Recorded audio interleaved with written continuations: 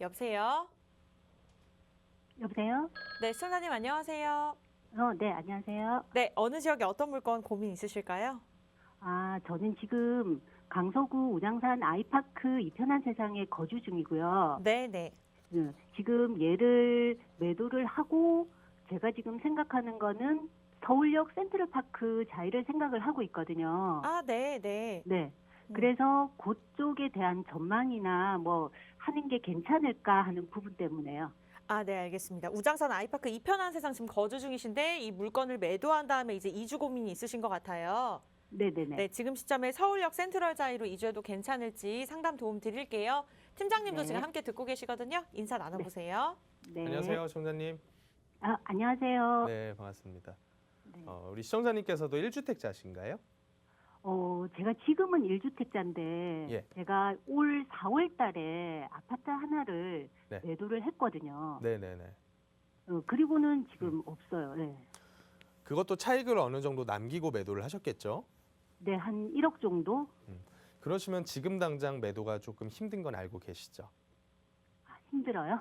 이게 합산이 되다 보면 양도세를 과표 구간이 이렇게 있어요. 네. 과표 구간마다 세율이라고 하는 게 조금씩 올라가잖아요. 네. 이게 합산이 되다 보면 과표 구간이 높아지게 되면서 내셔야 될 세금이 늘어난다라고 보시면 될 것 같아요. 네. 그래서 지금 상태에서는 비과세 혜택을 받기가 어렵다라고 보시면 될 것 같고요. 네. 시청자님께서 그 전략에 대해서만 제가 말씀을 좀 드려볼게요. 강서구에 있는 거 팔아서 저기 말씀하신 데가 그 만리동에 있는 거 말씀하시는 거죠? 네네네. 서울역 쪽에서 용산 내려가는 길에 네네. 그 센트럴 자이 쪽으로 이사를 가시게 됐을 때 네. 노리시는 게 뭘까? 얘보다 얘가 더 올라가겠다라는 기대감이죠. 네네. 그래서 조금 더 비싼, 조금 더 뭐 흔히 얘기하는 상급지라고 얘기를 많이 하더라고요. 이게 뭐 맞는 네네. 표현인지는 모르겠지만 뭐 상급지로 이동을 하겠다라는 그런 기대감이라고 저는 보여져요. 네네. 뭐 월등하게 강서구보다 만리동이 살기 편하다? 그건 또 아니거든요. 그래요? 그런데 그냥 가격적으로 더 많이 올라갈 거다라는 기대감이라고 저는 보는 거고 이게 어느 정도는 맞아 떨어져요. 왜냐하면 출발점이 다르기 때문에.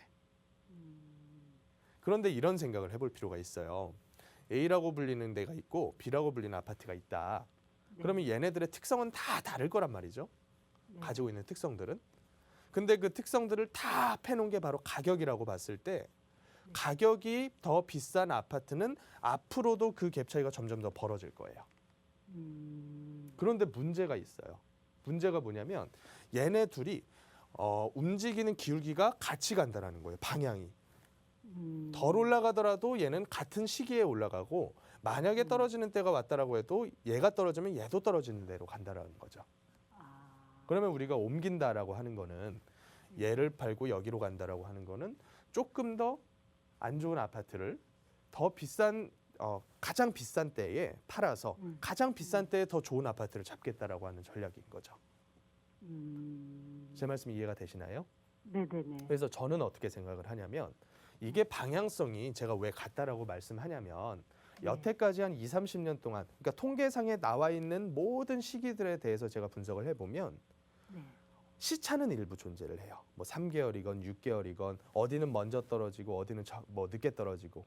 그래서 이런 얘기가 있잖아요. 뭐 강남 아파트가 선행 지표다. 뭐 이런 얘기 들어보셨죠? 네네. 그게 바로 시차에 대한 얘기거든요. 그런데 시차는 존재를 하는데 따라가요. 다른 옆에 있는 동네들이. 그러다 보니까 지금 팔아서 지금 바로 사는 게 훌륭한 선택이냐에 대해서는 좀 의문이라고 하는 거죠. 전략은 저는 동의를 해요. 팔아서 더 좋은 데를 간다. 하지만 지금 팔아서 지금 산다는 제가 동의할 수 없다라고 하는 거죠. 지금 팔면 어느 정도 시차를 두고 다음에 산다. 이런 개념의 접근이 더 낫지 않을까라고 저는 생각을 합니다. 네. 그리고 그럴 것 그래야지만 같아요. 네. 세금에서도 좀 자유로울 수가 있겠다. 음, 그리고 또 한 가지, 만약에 다시 잡을 때가 됐을 때는요. 네. 올라갈 만한 기대감이 생겼다라고 하는 거거든요.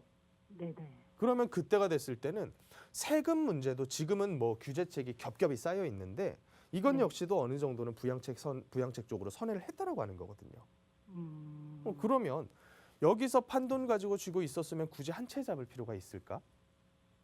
예를 들어 다주택자 양도세에 대한 중과세가 없어졌다. 그러면 네. 시청자님이 굳이 한 채를 사가지고 거주하면서 그냥 살 필요가 있을까? 그 돈으로 두 채, 세 채 잡을 수도 있는데. 아, 그러니까 저는 이게 굉장히 좀 매스컴이라든가 정부에서 쓰는 단어들이 지금은 다주택자를 전부 다 투기꾼으로 몰고 뭐 죄인처럼 얘기를 하고 이러고 있잖아요. 네네. 근데 그런 거에 대해서 과거를 보면요. 집을 사람들이 전부 다 안 사기 시작을 하면 어떤 일이 발생을 하냐면 일단은 건설 기업들이 다 무너져요. 그리고 금융업도 다 무너져요. 그러면 개인들은 구조조정을 당해서 실직이 늘어나요. 그러니까 이런 얘기가 있어요. 2016년, 17년도가 건설 경기와 전체 우리나라 이제 경기가 굉장히 네. 좋았던 때인데 그 2.6%, 2.8% 했었던 성장률의 절반이 아파트 짓는 데서 나왔단 말이에요. 그런 때가 되면 다주택자는 뭐냐면 이 경기를 일으킨 역군이에요. 정부가 그렇게 하라고 양도세에 대해서도 이때부터 이때까지 미분양 주택 잡으면 아예 양도세 안 받을게 얼른 사 이렇게 했었던 시절이에요. 그러니까 괜한 죄책감 때문에 나는 계속 1주택자로만 유지를 해야 돼 이런 생각할 필요 없다라고 하는 거죠. 그래서 이건 전략적으로 선택을 하실 필요가 있을 것 같고요. 네네. 어차피 부동산 사이클이라고 하는 건 너무 길어요. 내가 인지를 하고서 기다려도 너무 길기 때문에 급해져서 사고는 하는 게 사람이거든요. 심리가. 그래서 저는 그거를 조금 차분하게 가라앉혀 드리는 거고 조금 긴 호흡으로.